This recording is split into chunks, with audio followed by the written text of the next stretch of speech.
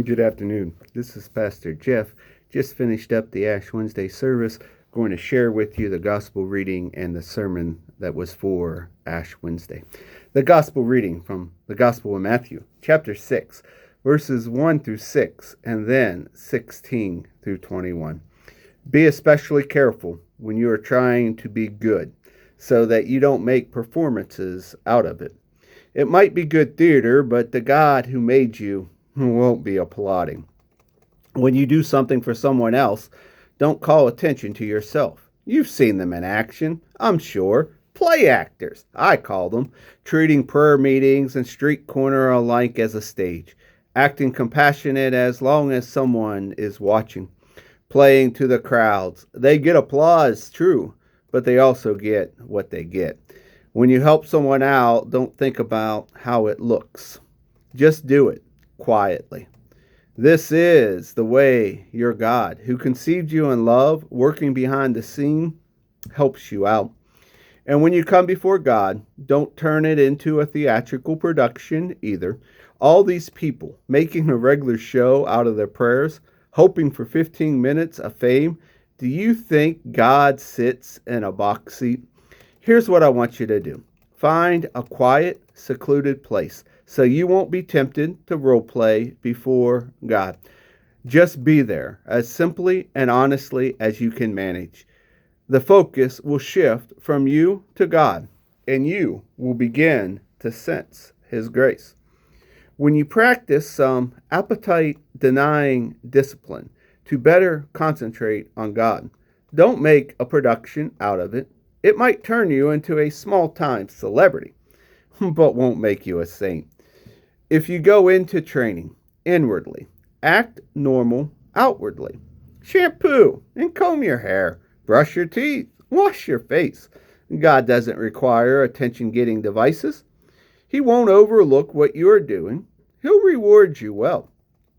Don't hoard treasures down here when it gets eaten by moths and corroded by rust, or worse, stolen by burglars. Stockpile treasures in heaven where it's safe from moth and rust and from burglars. It's obvious, isn't it?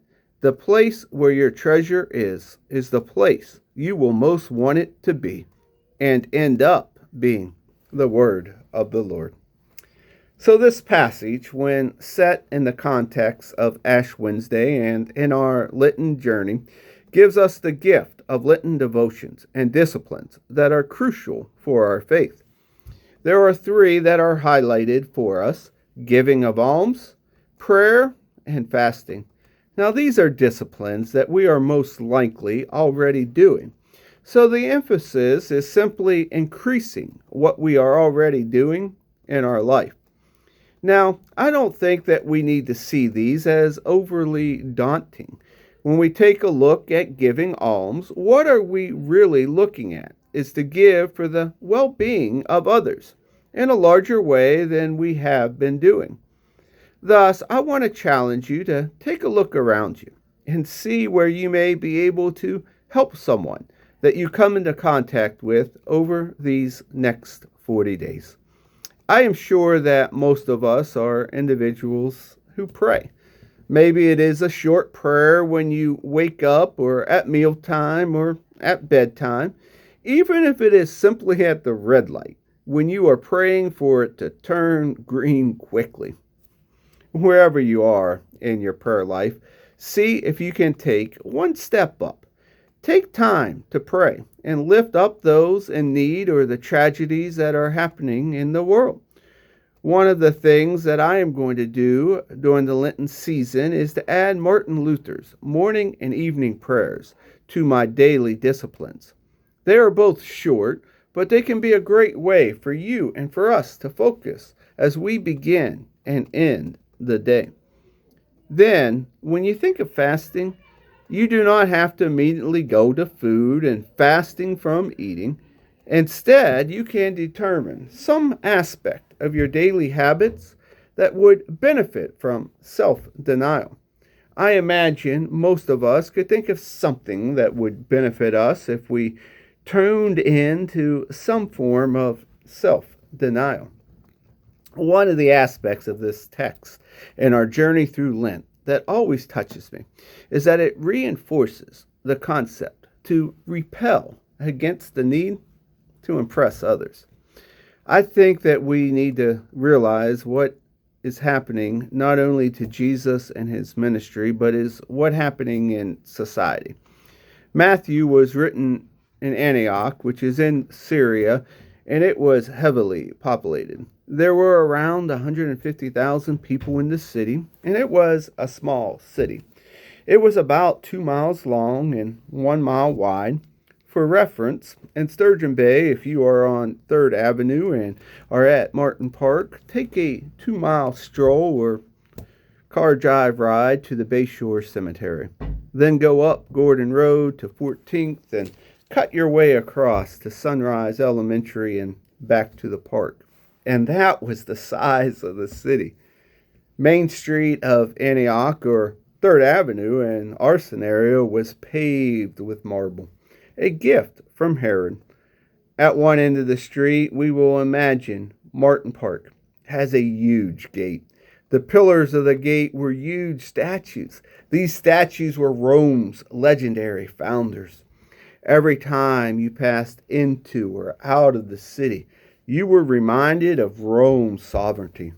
Now, in the city, to make sure that you knew it was all about Rome, there was approximately 20,000 Roman soldiers.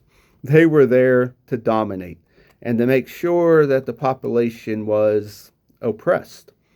Rough estimates were that 2% had wealth and power and 98% suffered oppression, and the oppression came politically, economically, theologically, and militarily. Out of that, in the city, there was about 15,000 individuals who were on the severe edge and were beggars or were the outcasts because of disease. This is why healing is Jesus' primary work. And this is why 1 chapter later, we hear Jesus preaching the Sermon on the Mountain. And he is giving blessings to the people who are hurting. But we're not in the Sermon on the Mountain, and instead we are in this text, where some might be thinking that Jesus is laying down the law. Sometimes it can be tempting to look at the commands that he gives through that lens.